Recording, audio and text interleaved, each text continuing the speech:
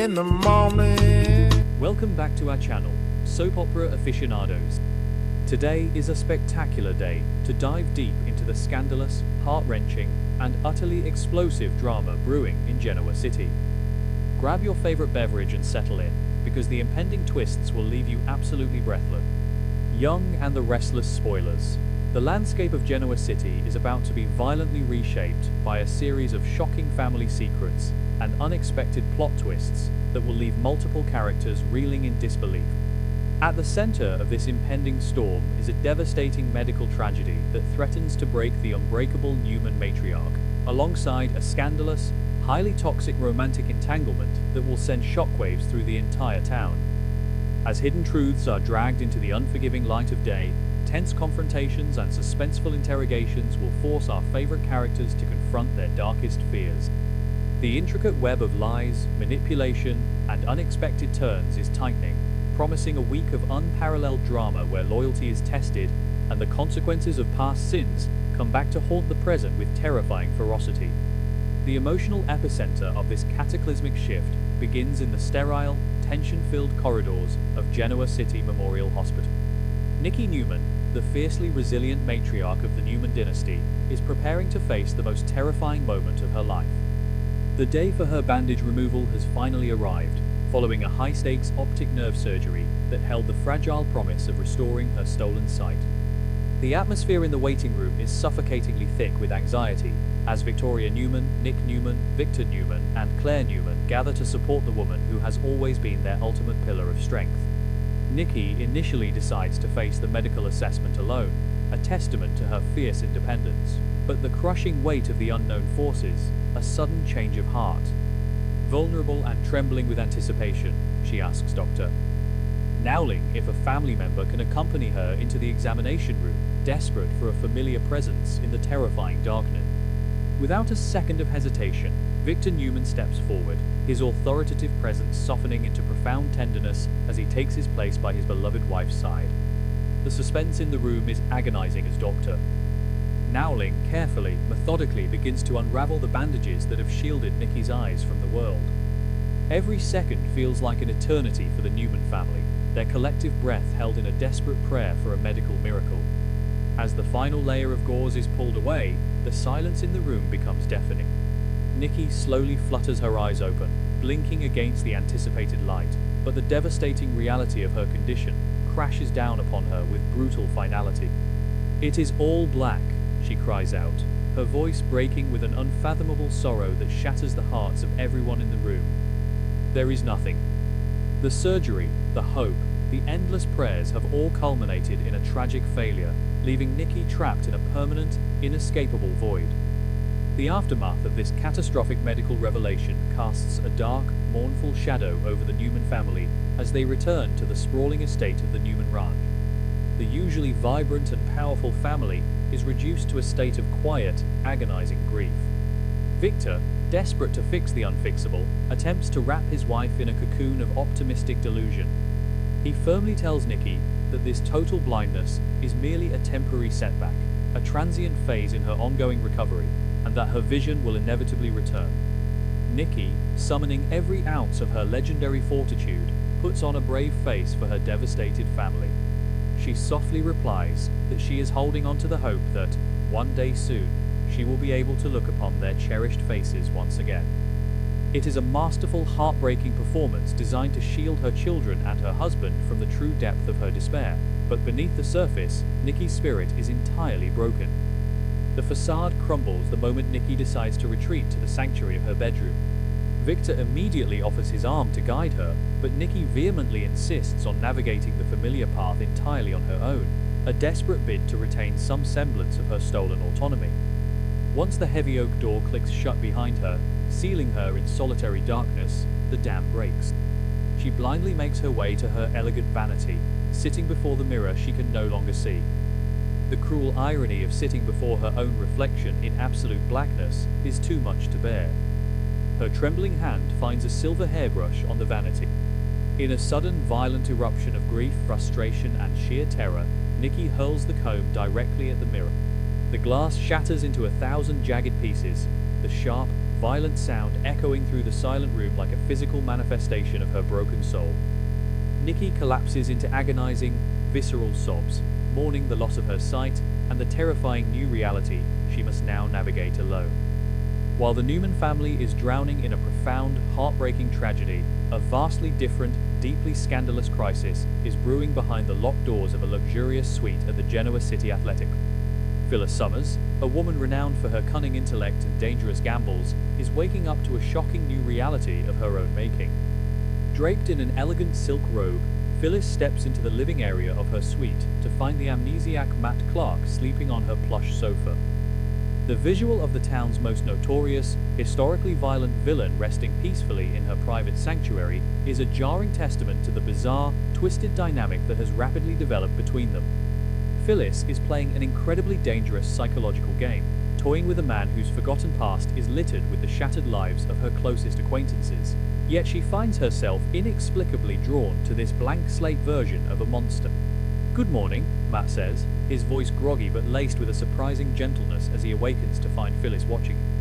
The air between them is thick with the unspoken tension of the previous night's events. They delve into a deeply intimate conversation about why Matt abruptly halted their escalating physical intimacy the night before. Matt, displaying a shocking level of moral restraint that contradicts every known facet of his true identity, confesses that he stopped because he did not want to take advantage of her vulnerability. He reveals his intention to leave Genoa City, believing that his presence is only causing chaos, and he refused to use Phyllis as a temporary distraction. This unexpected display of honor catches Phyllis entirely off guard, piercing through her usual armor of cynical detachment. "You made me laugh last night," Phyllis admits, her voice softening with a rare, genuine vulnerability. "I also felt safe when I was with you." It is a stunning admission, highlighting the twisted irony that she feels secure in the presence of a man who once terrorized her friends. Driven by a complex cocktail of genuine intrigue, manipulative strategy, and an undeniable magnetic chemistry, Phyllis makes a bold, unprecedented move. She looks at the man who represents a walking, breathing threat to the Newman family and asks him to go on a proper date with her. It is a shocking proposition that blurs the perilous line between a calculated corporate maneuver and a genuine romantic connection. Phyllis is actively choosing to challenge love once again, placing her trust in the gentle, amnesiac facade of a man whose true nature is historically monstrous. She asks Matt if he can truly bring her the real, unadulterated happiness she has been desperately seeking, willingly ignoring the catastrophic risks associated with keeping him in her orbit. This decision sets the stage for a massive, explosive conflict, as Phyllis willingly binds herself to the ultimate pariah of Genoa City. Their unconventional romance moves to the upscale dining room of society, a public venue where their unholy alliance is put on full display for the judging eyes of Genoa City's elite. Over a lavish meal, Phyllis shifts the conversation from romance to cold, hard corporate strategy. She reveals to Matt that Victor Newman has handed her a company named Arabesque, and she is in desperate need of someone with his unique, aggressive skill set to help her build it from the ground up. She officially offers Matt a lucrative position within her new corporate empire. Matt, demonstrating a sharp intuition despite his missing memories, looks at her with deep skepticism. "Why are you hiring me?" he asks, his eyes narrowing. "I feel a little bit like you are pitying me." Phyllis quickly shuts down his doubts, her eyes gleaming with ambitious fire. She assures him that this is not an act of charity, but a mutually beneficial partnership designed to leverage his raw potential and solidify her own power base against the Newmans.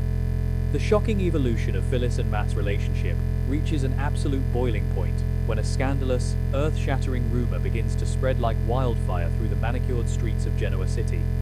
The whispers and hushed conversations all point to a singular, horrifying truth. News has spread that Phyllis Summers has actually accepted a proposal from Matt Clark. Whether this is a formal proposal of marriage or a deeply binding commitment of a permanent partnership, the news is a cataclysmic bombshell that threatens to tear the fabric of the town's social hierarchy to shreds. The very idea that Phyllis would permanently align herself with a man who has inflicted such profound, lasting trauma on the people she claims to care about is viewed as the ultimate, unforgivable betrayal. The revelation acts as a lit match dropped into a powder keg of unresolved historical trauma, setting the stage for a series of violent, emotional explosions. The news of this unholy union hits Nick Newman like a physical blow, triggering a volcanic eruption of sheer, unadulterated fury. Nick, who is already fighting a grueling, agonizing battle against his severe fentanyl addiction and drowning in the grief of his mother's permanent blindness, views Phyllis's acceptance of Matt's proposal as a direct, intentional threat to his family's safety. For Nick, this is not merely a poor romantic choice, it is a profound, deeply personal betrayal of the highest order. He furiously tracks Phyllis down, initiating a tense, highly explosive confrontation. Nick aggressively interrogates her motives, his voice shaking with rage as he warns her of the true, monstrous nature of the man she is inviting into her bed and her boardroom. He unequivocally declares that he will never, under any circumstances, accept this marriage or partnership, drawing a permanent, hostile line in the sand between them. The terrifying openings of Phyllis and Matt's formalized alliance send Sharon Collins into a state of absolute, paralyzing panic. As one of Matt's most prominent historical victims, Sharon is intimately acquainted with the depths of his depravity and the sheer terror he is capable of inflicting. The news that Matt is now permanently embedded in Genoa City's elite circle, shielded by Phyllis's wealth and corporate influence, resurfaces decades of buried trauma. Sharon's primary, overriding instinct is the fierce maternal protection of her children, Faith and Noah. Terrified that Matt's amnesia is either a calculated ruse or a temporary state that will eventually shatter, Sharon begins frantically exploring every possible avenue to neutralize the threat. She desperately considers pursuing aggressive legal action, restraining orders, or any judicial measure available to legally banish Matt from their lives and ensure he can never come near her family again. As the week draws to a close, the residents of Genoa City find themselves trapped in a suffocating web of tragedy, betrayal, and impending doom. The Newman family is forced to navigate the agonizing, heartbreaking reality of Nikki's shattered world, their usual invincibility replaced by a profound, terrifying vulnerability. Simultaneously, Phyllis Summers' shocking decision to embrace the darkness by accepting Matt Clark's proposal has ignited a furious, desperate war with Nick and Sharon, who are willing to go to any lengths to protect their loved ones from the monster in their midst. The lines between love and manipulation, sanity and addiction, salvation and ruin have never been more dangerously blurred. With explosive secrets simmering just beneath the surface and tense confrontations threatening to turn violent, the stage is set for a catastrophic reckoning that will forever alter the destinies of everyone involved.